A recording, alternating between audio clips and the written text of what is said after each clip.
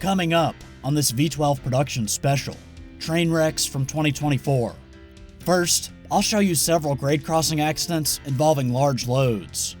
This military vehicle took a hit but was able to drive away. Then, we'll examine the case of a teen and self-described rail fan who's accused of intentionally derailing a train and posting this video of the crash online. Next, a look at an unrelated incident that ended with this locomotive on its side after being derailed by a small device. And video of firefighters rushing to the scene after a locomotive bursts into flames. And finally, see how first responders prepare for emergencies on the railroad. All that and more is next on this V12 production special.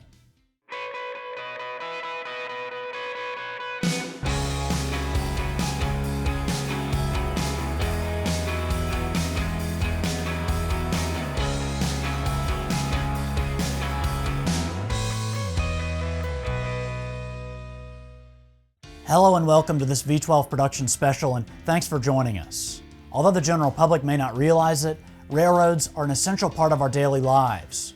They carry passengers and all kinds of goods. Some trains also haul hazardous materials through cities and towns across North America. Fortunately, major train accidents are rare, but they do happen. And with all that momentum and tonnage, when things go wrong, they can go wrong in a big way. In this special, we're looking at all kinds of incidents on the railroad. The goal here is to give you context and the details you didn't get from the 24-hour news cycle. We'll also try to determine not just what happened, but why. We'll begin in Texas with a tragic derailment that should be a wake-up call for anyone who crosses the tracks. Grade crossing accidents. They happen far too often in the United States. And, unfortunately, this one was fatal. This was the scene on December 18, 2024 in Pecos, Texas, after a Union Pacific train slammed into a truck that was hauling a wide load. Sadly, both men in the locomotive ultimately died after the collision.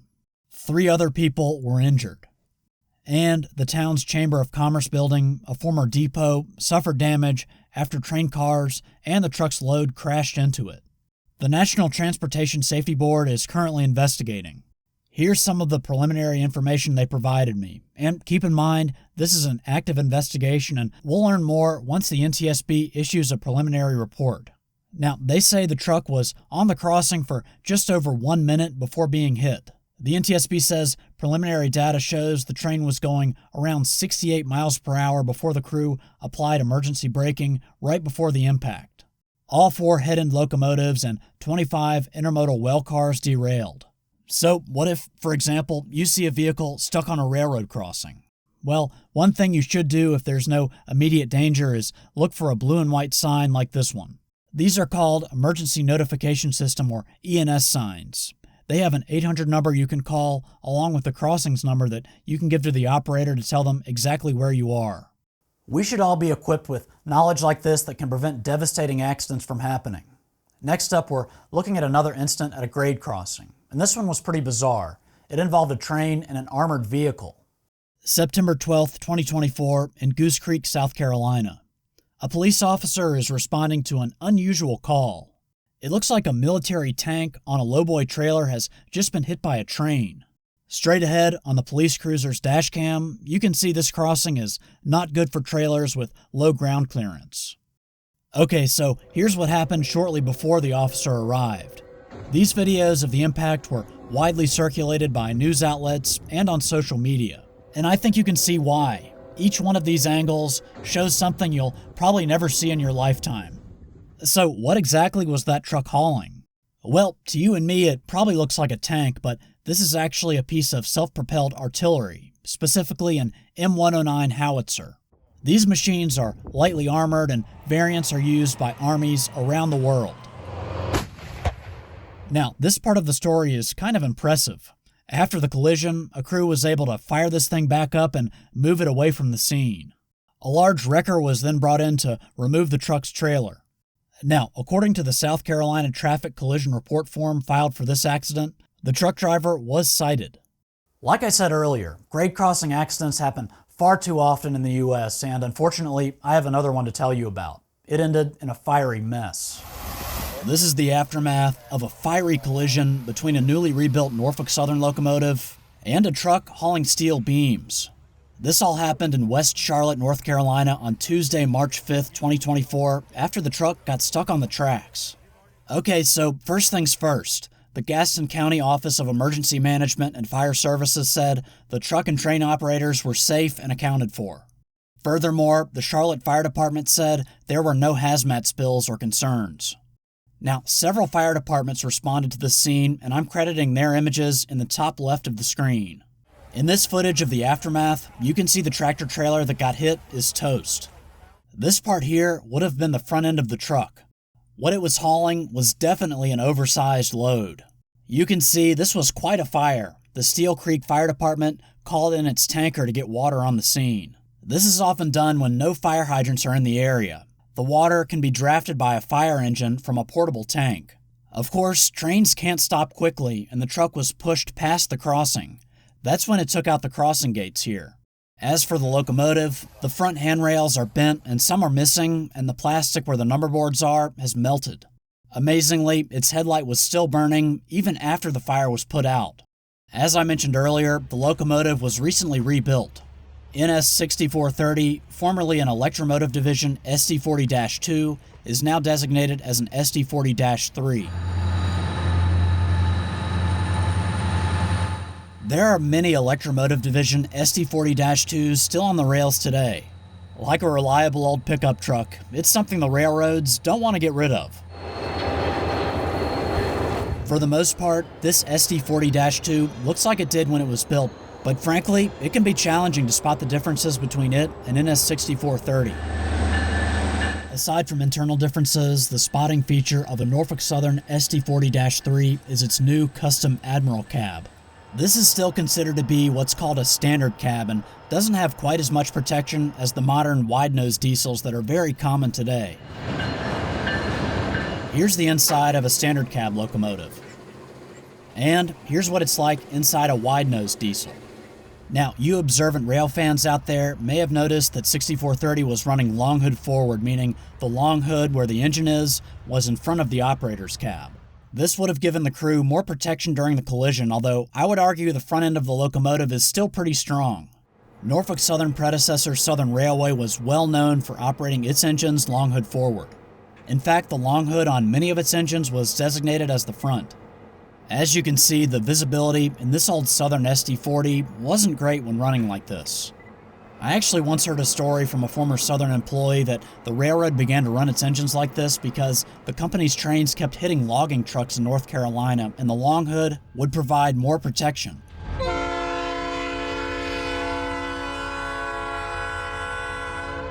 Although I wouldn't consider what happened here in North Carolina to be a high-profile incident, it did come just days after a Norfolk Southern derailment in Pennsylvania that made national headlines. That incident involved 3 trains. This locomotive ended up in the Lehigh River. This happened in Northampton County, Pennsylvania on March 2, 2024.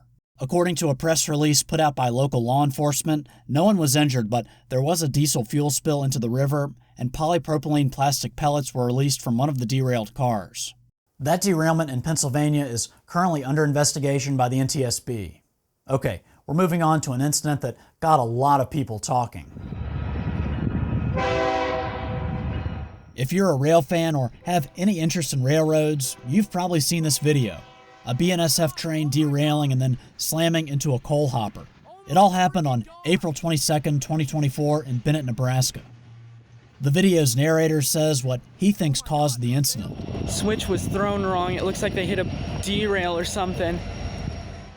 The video was later taken down, but before that happened, it was shared widely by news outlets and on social media. So, why did it get so much attention? Well, the person behind the camera, who was 17 at the time, is now charged with causing the derailment. In a search warrant affidavit filed in the court in Lancaster County, Nebraska by BNSF Railway Police, the young man is described as the reporting party. The court document says the teen spoke with a BNSF special agent shortly after the derailment, asking what happened, and showed the special agent the videos he had taken of the derailment. He went on to tell the BNSF special agent that, quote, obviously a switch was flipped the wrong way. However, the affidavit says the young man, quote, denied ever touching the switch. On nearby security cameras, BNSF Railway Police said they spotted an older model sedan that the police later concluded was the teen's car. Police also say an individual was seen in surveillance footage walking toward the switch in question. Police spoke with the train's conductor, who described the moments before the derailment. As the train approached, the conductor said he noticed that a switch was misaligned. This led the train onto a siding where it hit a portable derail before colliding with a parked coal hopper. After the derailment, BNSF special agents said they noticed the lock for the switch was missing. And a train that came through earlier had no issues.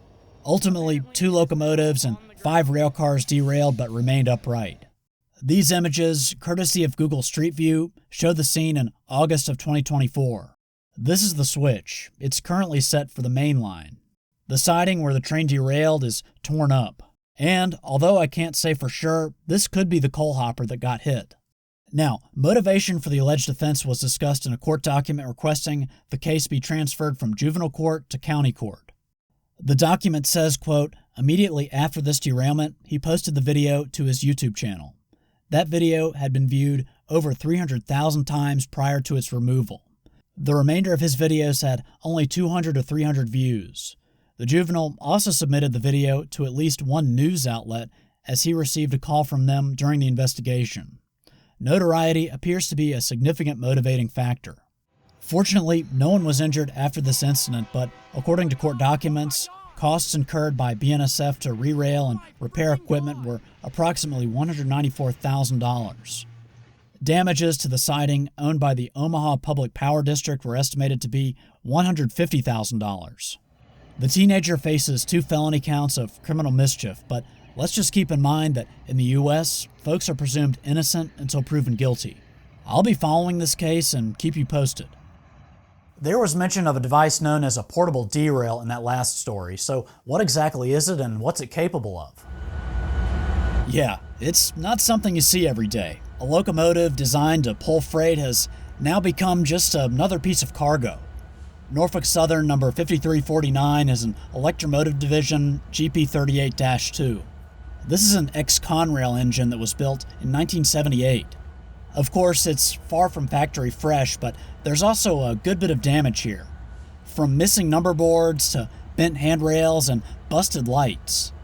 And obviously its trucks are missing, which is why it needs this flat car to get where it's going.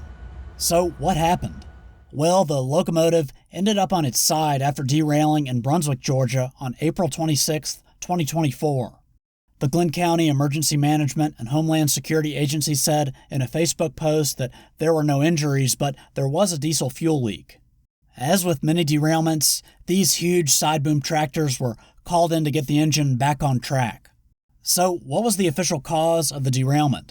Well, according to accident data as reported by railroads available on the Federal Railroad Administration's website, the Norfolk Southern locomotive hit a portable derail that was installed by CSX Maintenance of Way workers. I think there were a couple of typos in the narrative here, but we can still understand what happened. The accident data said this happened on CSX's Newcastle lead in Brunswick, and the train speed was 10 miles per hour. According to the accident data, CSX Maintenance of Way, quote, placed a portable derail 25 inches from a road crossing and approximately 15 car lengths from the switches and did not make the track inaccessible. The data says the Norfolk Southern crew was not made aware that Maintenance of Way was working, and the NS crew even made a radio call on the CSX channel before entering the track and received no answer. 2 cause codes from the FRA's Guide for Preparing Accident Incident Reports were included for all this. H993, which is Human Factor, Track, and H607, which is Failure to comply with restricted speed or its equivalent, not in connection with a block or interlocking signal. Now, it appears the locomotive was running long hood forward when it hit that portable derail. And here's an example of what I mean by running long hood forward.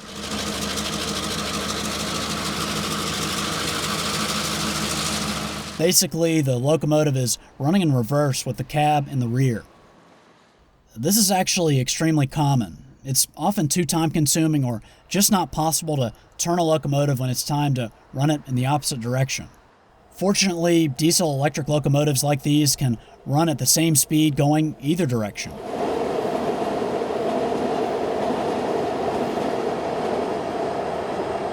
And if you were wondering, this engine is also an EMD GP38-2.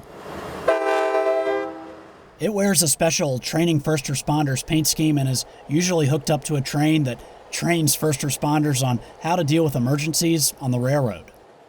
So you may also be curious about the device that caused this accident. Derails can be both portable and permanent.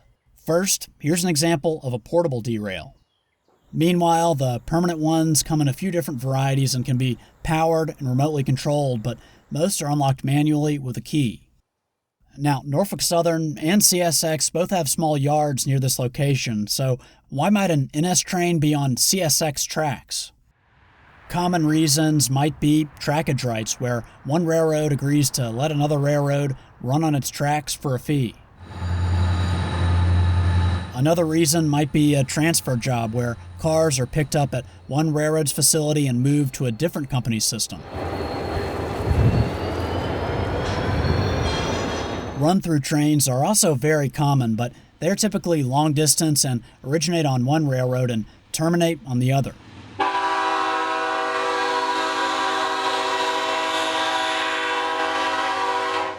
Crews are typically swapped out when the train goes from one railroad to another. Basically, the host railroad will use its employees while the train is on its territory.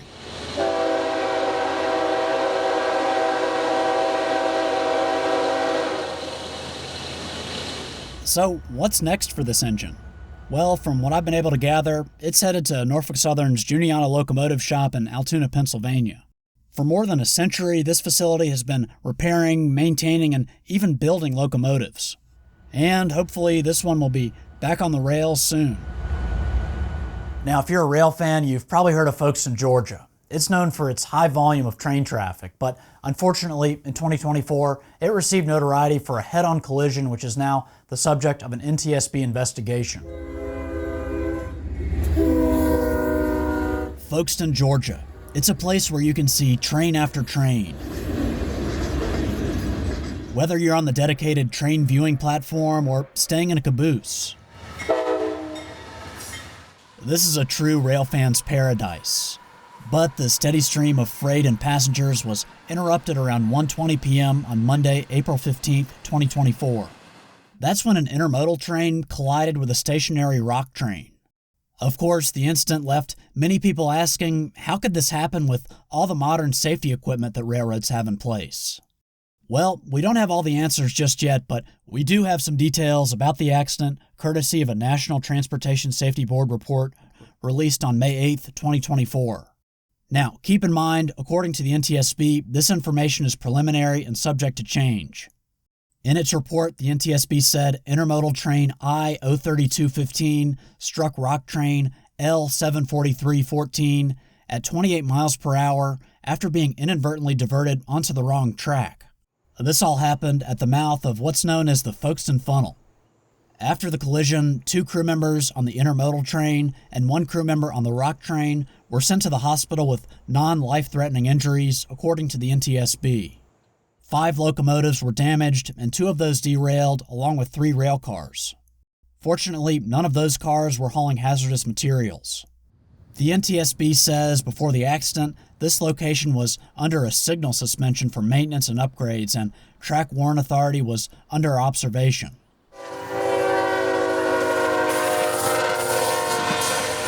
Track warrants are instructions issued by a dispatcher to a train crew to authorize specific train movements. At the time of the accident, the NTSB says a CSX conductor was assigned to serve as a switch tender to manually throw switches. Those switches are typically unmanned, powered, and remotely operated when the signal systems are online. This is an example of one of these switches that's in Tucker, Georgia. The NTSB said the intermodal train was, quote, traveling northbound at about 38 miles per hour on the Nahunta Subdivision Main Track 1 when it approached the stretch of track under signal suspension. Following the accident, CSX issued a safety report discussing the operating requirements for a dual-controlled, power-operated switch in hand position. Part of that CSX safety alert said, quote, trains must approach all switches within the limits of the signal suspension at restricted speed until it is known they are lined for the authorized and intended route. On its website, CSX defines restricted speed has, quote, a speed that will permit stopping within 1/2 the range of vision. It will also permit stopping short of a train, a car, an obstruction, a stop signal, a derail, or an improperly lined switch. It must permit looking out for broken rail. It will not exceed 15 miles per hour. According to a crossing inventory form for the nearby Folkestone Main Street grade crossing, the maximum timetable speed here is 60 miles per hour. Of course, that's when there isn't work being done. The NTSB said future investigative activity will focus on training standards on the manual operation of dual-controlled switches, the effectiveness of job briefings, and the industry-wide operational procedures for train movements during signal suspension.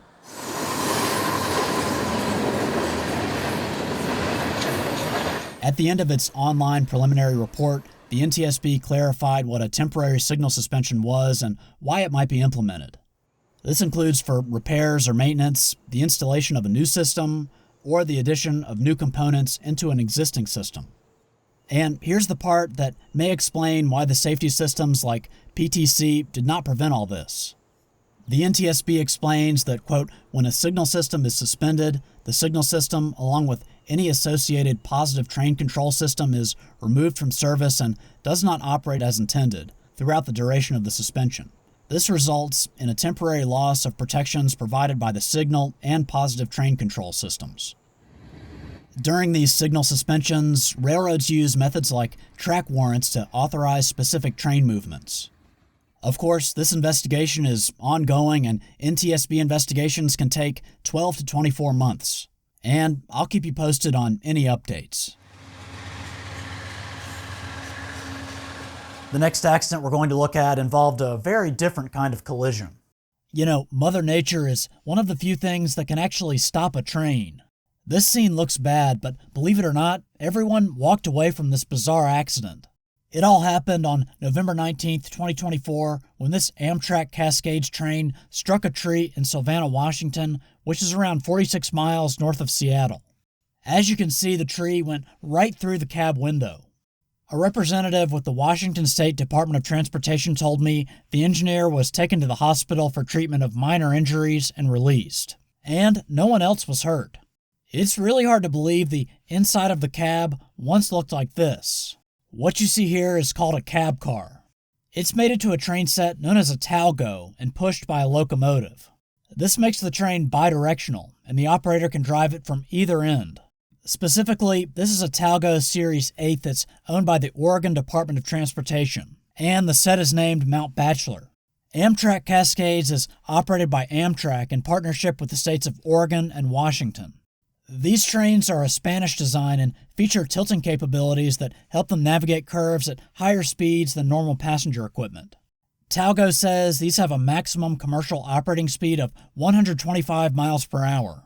But the Cascade service maxes out at 79 miles per hour. The trains also feature a lightweight, articulated design. Talgo says that it has been, quote, proactive in exceeding the implementation of safety features by adding crash energy management systems to its cab and auxiliary power car. As you can see, this Spanish design has come a long way since it was first conceived back in the 1940s. This was the power car for the Talgo 1. And here's the observation car at the back. The cars are connected with this distinctive articulated design. In addition to the Cascade service, you may also be familiar with the only other train set Amtrak operates. And by train set, I mean a consist that's semi-permanently connected all the time, unlike a train with coaches that can easily be uncoupled and swapped out. In this case, I'm talking about the Acela Express that operates in the electrified Northeast Corridor. This train also features tilting technology to help it negotiate curves at higher speeds.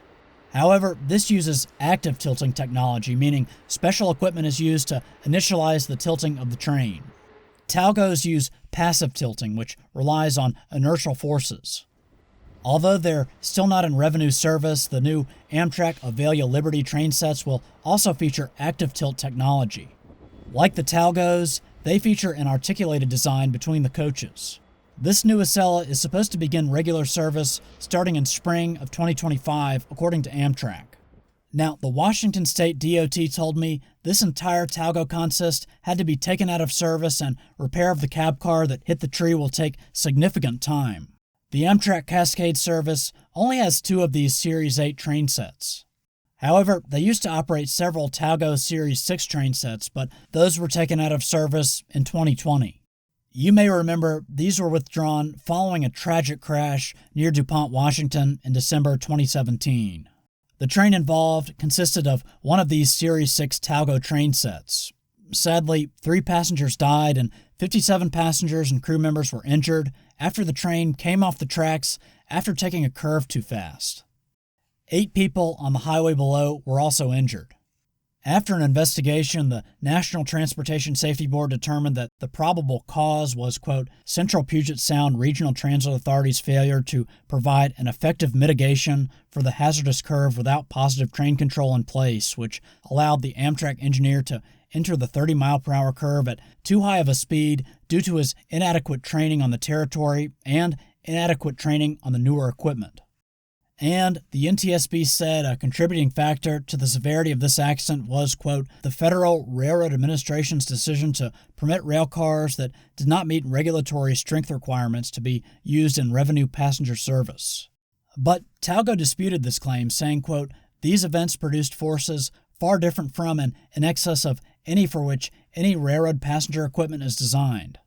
Of course, what happened here is completely unrelated to what happened back in 2017. Talgo trains have a long and interesting history in the Pacific Northwest, and hopefully this train can be repaired and put back into service soon. You know, it's really amazing that the engineer of that train escaped with only minor injuries after that tree went through the windshield. As incredible as that was, this next story of survival is even harder to believe. You wouldn't think a covered hopper and a car would ever meet, right? Well, that's just what happened in Iowa. A freak accident for sure, but get this, the driver of this SUV walked away.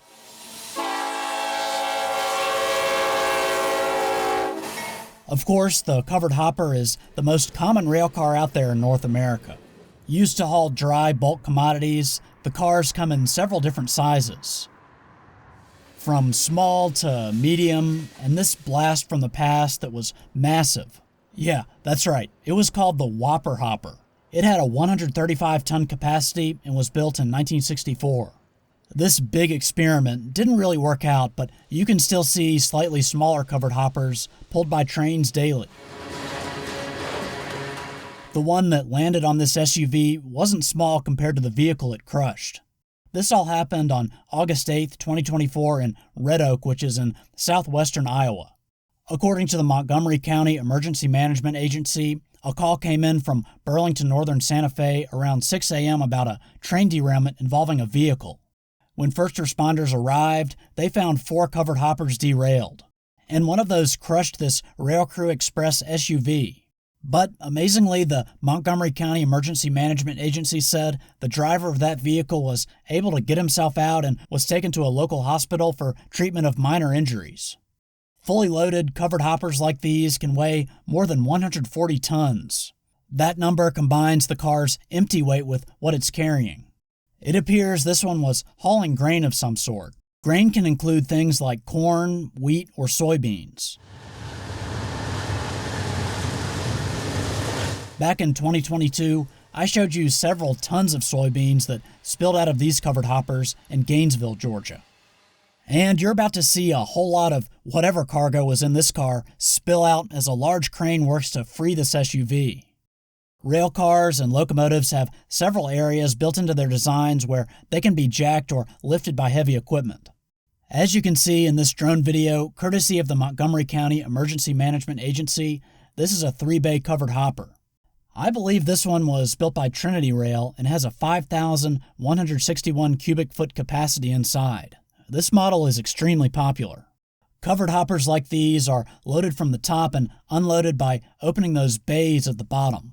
This one is owned by BNSF. So with the rail car lifted, crews are now positioning a large excavator to drag the SUV out.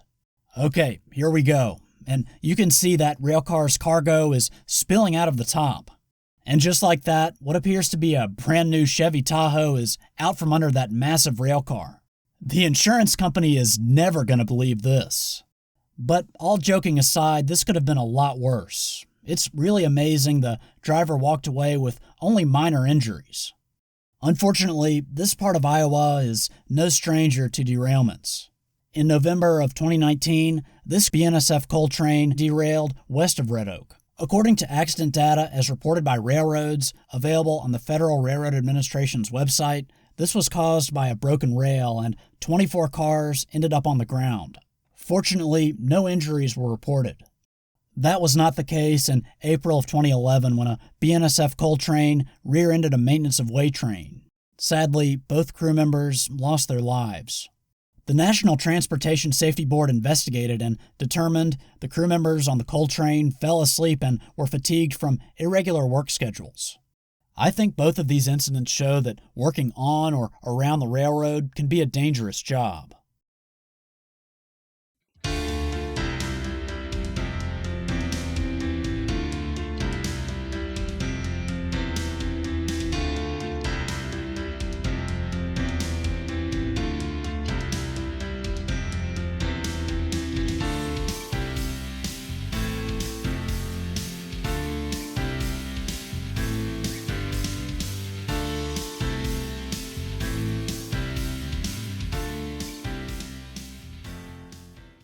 Some tense moments in Regina, Canada. A Canadian national locomotive was hanging precariously over a bridge after derailing on December 19, 2024. The Regina Police Service took these drone pictures of the incident. Fortunately, they said no injuries were reported. The bridge spans the Wascana Creek, and it appears the creek was frozen over. The locomotive here is a General Electric ES44DC, which weighs more than 200 tons. Here's an example of one of these running through Memphis, Tennessee. As you can see, these usually run with the operator's cab facing forward. But it appears the train in Regina was running longhood forward, potentially reducing the crew's visibility. Ultimately, this would be a challenging recovery operation. 2 large cranes had to be put on either side of the creek to re-rail the engine. Fortunately, crews were ultimately able to get this massive machine back on the tracks. Not every derailment is a spectacle. Many happen in yards, and they're often minor and can be cleaned up in a matter of hours. A soggy Saturday at Norfolk Southern's Inman Yard in Atlanta, Georgia. It's January 27th, 2024, and it appears to be business as usual around here today, but something is happening in the distance. It looks like some auto racks have come off the rails near one of the yard towers. You can see a couple of those cars are leaning badly to one side. I certainly wanted a closer shot, but flying the drone was not in the cards today. Although it wasn't heavy, the rain was pretty much non-stop. You can probably tell by the footage that I'm pretty far from this scene. I was more than half a mile away. Looking at my video and stills, I believe this all happened right around here. This shot is courtesy of Google Earth. Now, this is where Inman Yard's hump is. Typically, cars are shoved over the hump and classified on the other side. It appears 2 mother slug sets are stopped next to the derailed cars. In these pairs, the mother is a locomotive with a diesel engine that powers itself and the electric traction motors of the slug. The slugs are the cabless humpback units you see here. When these machines are working the hump, they are often operated remotely by an employee using a special belt pack, although there's no way for me to know how they were being operated today.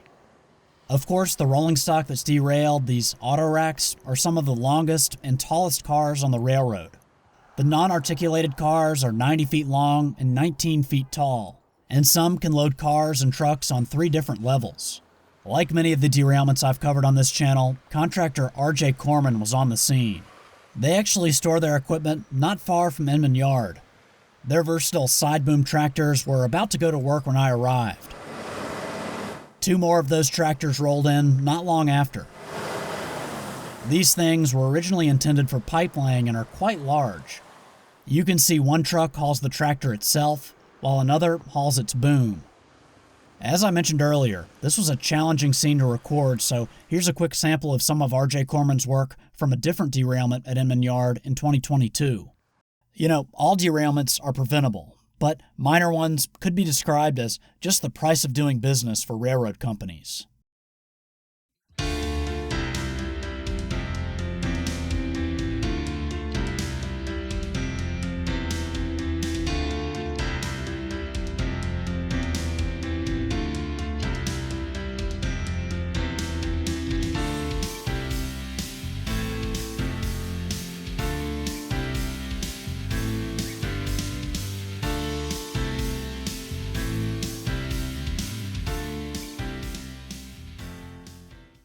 Cleanup crews returned to the hump at Inman Yard several months later.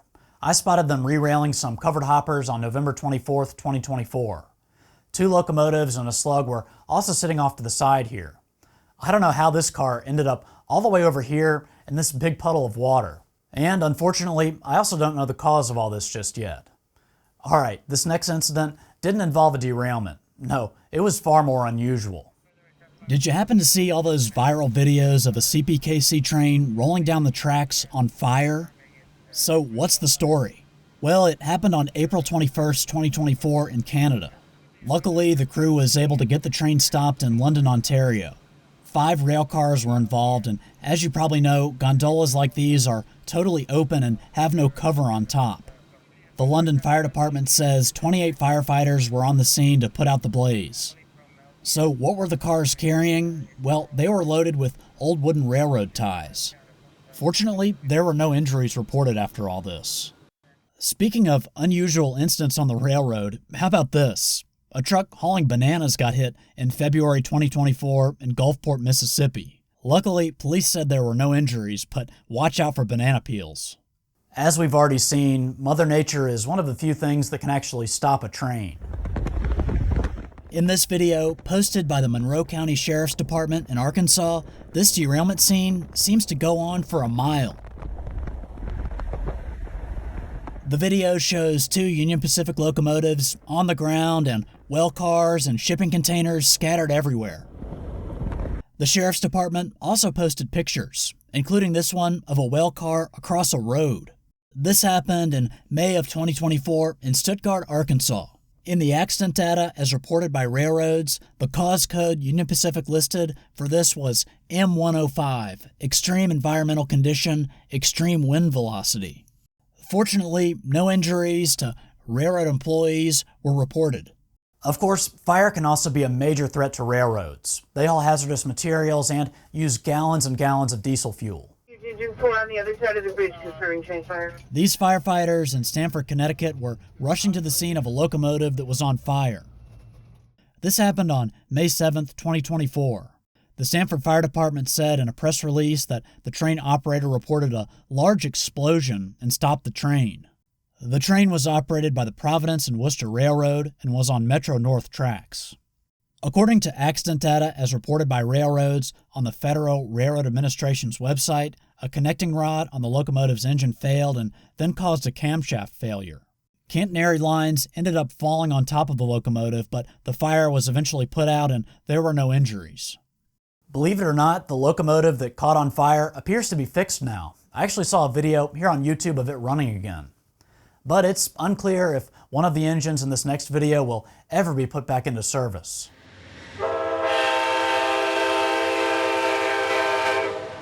We all love to see a heritage unit, but probably not like this. Scary moments in Washington, D.C. A fire erupted at Amtrak's Ivy City maintenance facility. It happened late in the evening of November 25th, 2024. The D.C. Fire and EMS department posted these pictures on X. They said the fire may have involved diesel fuel and that foam units had been dispatched to the scene. Some exposed rail equipment was moved away from the flames. But the fire department said some train cars were damaged by the radiant heat. It appears one of Amtrak's newest locomotive models, a Siemens Charger, was also right near the blaze. Fortunately, no injuries were reported. But you might notice that this locomotive looks like it's toast. And that's not just any engine. Number 161 is a General Electric P42 and one of Amtrak's 50th anniversary heritage units. Before the fire, it looked like this. This paint scheme dates all the way back to the beginning of Amtrak in 1972. Of course, the National Railroad Passenger Corporation, known as Amtrak, was founded in 1971.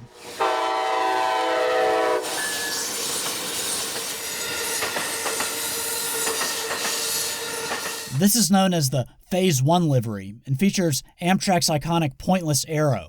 The front is painted red, leading some to nickname this the Bloody Nose livery. Most of the paint appears to have burned off here, and it's unclear if there was internal damage as well. Now, the last time I can find that this unit appeared at a public event was back in October 2024 for the groundbreaking of a new station in Mobile, Alabama. Amtrak posted these images on its Facebook page. And I believe it went back into passenger service after the event. Now, the exact cause of all this is unclear right now, but I'll let you know if I learn anything new. There's no doubt, railroading can be a dangerous job. Luckily, no one was hurt after this massive derailment and fire. This was the scene on April 26, 2024. According to the NTSB, a BNSF train derailed 35 cars in the desert here near Manuelito, New Mexico, not far from the border with Arizona. 6 of those cars were hauling propane and hazardous material transported under pressure. 4 of those tank cars breached and released their contents, which caught on fire, according to the NTSB. A 5th tank car was exposed to the fire and released vapor through its pressure relief device. Residents within a 2-mile radius had to be evacuated. The Federal Railroad Administration is currently leading the investigation of the derailment, while the NTSB is focusing on the performance of the tank cars and emergency response actions.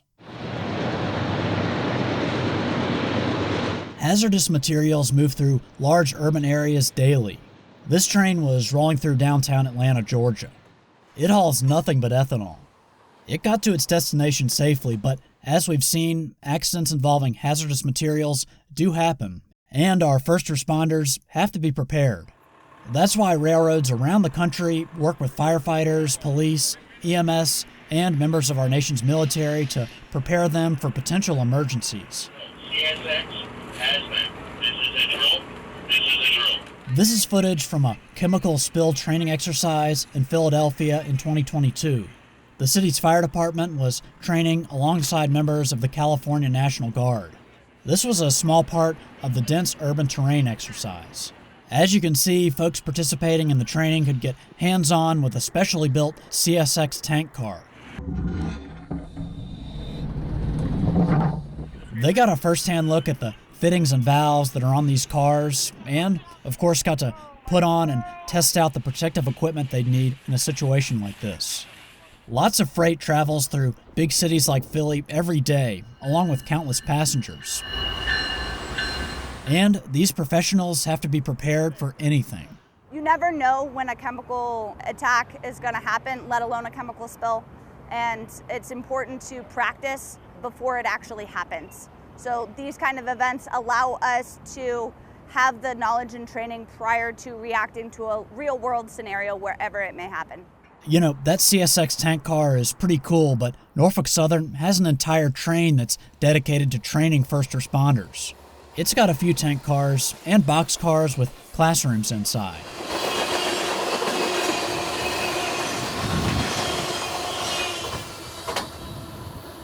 Okay, the train wreck here is fake, but the fire is real. Back in 2022, Army Reserve search and rescue teams were practicing at a training center in Butlerville, Indiana. The exercise involved searching for potential chemical contaminants, evaluating casualties, and providing basic medical assistance. And hopefully, this is as close as these soldiers will ever get to the real thing. Fortunately, nothing caught fire and there was no hazmat released after this derailment, although it did down some power lines. This Union Pacific train came off the tracks on August 15, 2024. There were no reports of injuries. According to accident data as reported by railroads on the FRA's website, 9 empty auto racks derailed. The cause code listed was E30C, knuckle broken or defective. Cleanup crews had quite a lot of work ahead of them after this CSX train derailed in Hampton County, South Carolina. It happened on December 4, 2024. The cause of all this is still unclear, but according to the Hampton County Sheriff's Office, there were no reports of injuries. We've now reached the end of this special. Now, I know I wasn't able to cover every notable train derailment and accident from 2024, but I still hope you learned something after watching this. If you did, please share it with people you know who might benefit from the information. Now, before we end this one, I wanted to mention that as of this recording in December of 2024, this channel is getting very close to 100,000 subscribers, so if you could help me reach that milestone, I'd really appreciate it. It helps out a lot. Okay, that's it for now. As always, thanks for watching, and I'll see you next time.